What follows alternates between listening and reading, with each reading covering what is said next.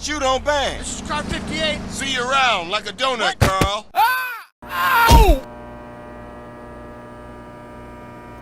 Oh, shit. Here we go again.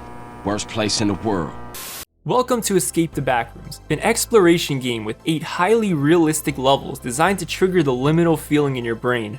And these are the entities I made for my game. They're, kinda bad. So I'm gonna remake every single one of these entities to be highly realistic, add even more scary entities to my game, and add brand new levels and mechanics so that way my game won't suck anymore. So the first level I'm going to add is level 3, also known as the electrical station, which is a class 4 danger level filled with brick hallways and electrical machinery with pipes lining the walls and ceilings of the level. So I sketched out a map of the level with all the different sections and started blocking out the level in Unreal Engine. Then I slowly added models, props, textures, and decals to decorate the first hallway, and again, I'm not an environment artist so it might look a little rough around the edges, but I think it's a pretty good start. Then I decided to decorate every single room in the entire level, which took a really long time and made it so that the further you go into the level, the more danger there is lurking around, so be sure to check every corner and make a run for the nearest door if you get chased by something. And it should be common sense, but don't step into puddles with electricity radiating through them.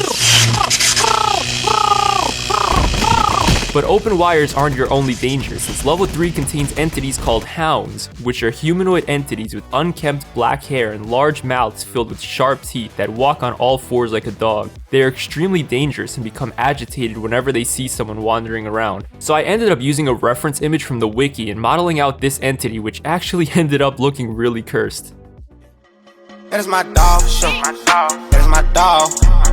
That is my dog show. That is my.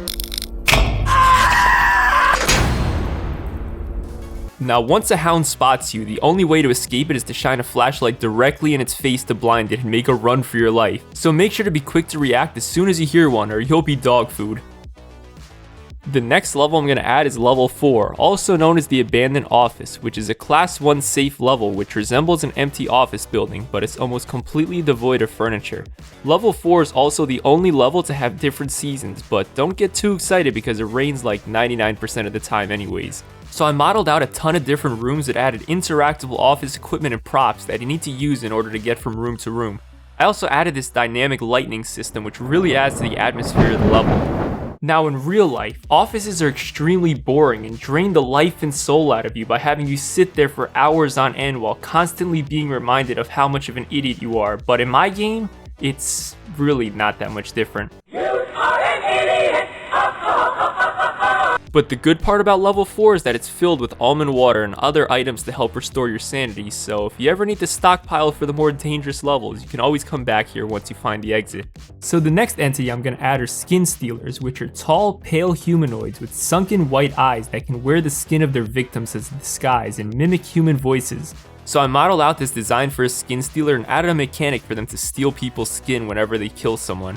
I also made them echo your teammates' voices if they talk from far away, so be careful when you think you see your teammate out in the distance because it might just be the last person you ever see.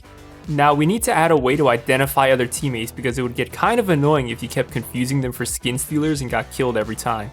So a lot of people were suggesting for me to add name tags or different colored suits for players, but I think seeing floating name tags and RGB colored suits would kind of kill the immersion of the game. So instead I added a system where you can whip out your ID card in-game to show other players who you are, so be sure to ask everyone for their ID before trusting them if you're in a level with skin stealers. Oh, well hey there Mr. Stealer, I don't remember you in the lobby. So before adding even more entities and levels, I decided to make some changes to the old ones to make them even better. The first thing I changed are the pitfalls because it was way too easy to just jump across them all, so I made the walkways narrower and made it so you have to balance yourself as you walk across. And if one of your teammates falls down, you need to use a rope to pull them back up. And if your whole team falls down, then you better be prepared for what you'll find down there. Whoa! Whoa!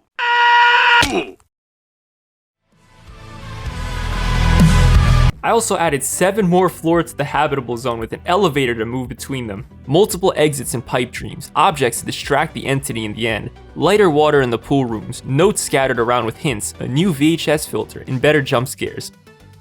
Now the one level that everyone has been saying is an absolute masterpiece is level Fun, which I personally think is way too easy and should honestly be more challenging. Degenerates like you belong on a cross. So my goal with level Fun was to cause as much psychological pain and suffering as humanly possible by combining the infinite repetition of nursery music, micro movements that make you restart the entire level time and time again, and intentional tricks to make you question my coding ability. And I think I accomplished my goal.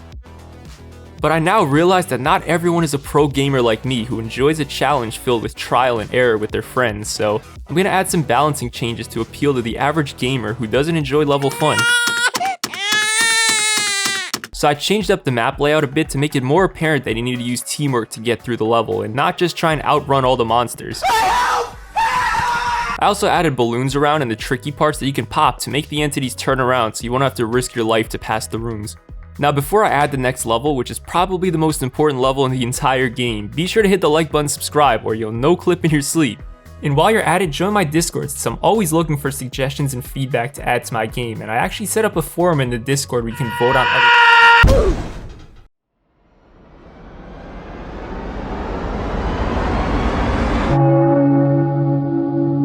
So the next level I'm going to add to my game is the Hub, which is a giant tunnel that contains an entrance to every single level.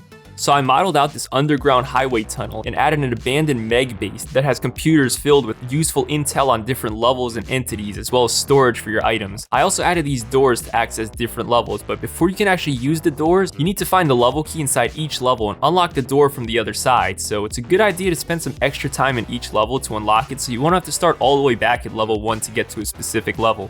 So when I released my game, everyone was complaining about how it was a walking simulator and telling me to make it a puzzle game. But it always seemed kind of silly to me to have a bunch of grown men with families to feed sitting around solving puzzles while getting paid $10 an hour by some random corporation. So instead, I'm gonna make it more of a survival game. So I added an inventory system where you can store a limited amount of items you'll need in game, such as a flashlight which lets you light up dark areas, almond water which restores your sanity, energy bars which give you a stamina boost, juice which gives you a speed boost, a crowbar which lets you access vents and other hidden areas, and liquid pain which causes a lot of pain.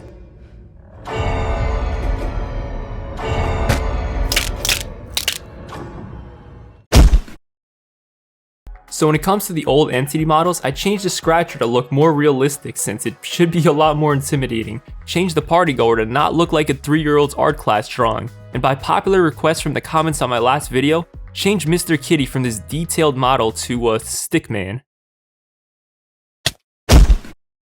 Now I know a lot of people still want me to make the Smiler's body transparent, but I think that it's fine as it is now since you're never really gonna see it outside of darkness, and if you do then it'll still look pretty intimidating since, I forgot about you. Well, I really didn't want to have to do this, but...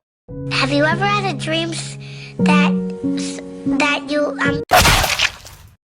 Well, that takes care of that. Oh, no. So now that players have flashlights, it'll be pretty easy to expose what's hiding behind the darkness. So I made the Smiler's body invisible and also made them different sizes, which was a suggestion from my Discord, which you should definitely join with the link in the description. Now, I know it's been a while since I last updated the game, and the reason for that is because I've been working on this update. So originally, I was planning on releasing the new levels one at a time, but I don't want players who've already finished the game to get like 20 more minutes of playtime and then have to wait until the next update all over again. And I've already made a ton of progress on the new levels, and I'm going to be adding 7 brand new levels and 5 brand new entities along with a bunch of other insane mechanics. So if you're as excited as I am, be sure to subscribe and hit the bell notification icon so you don't miss my next video where I add them.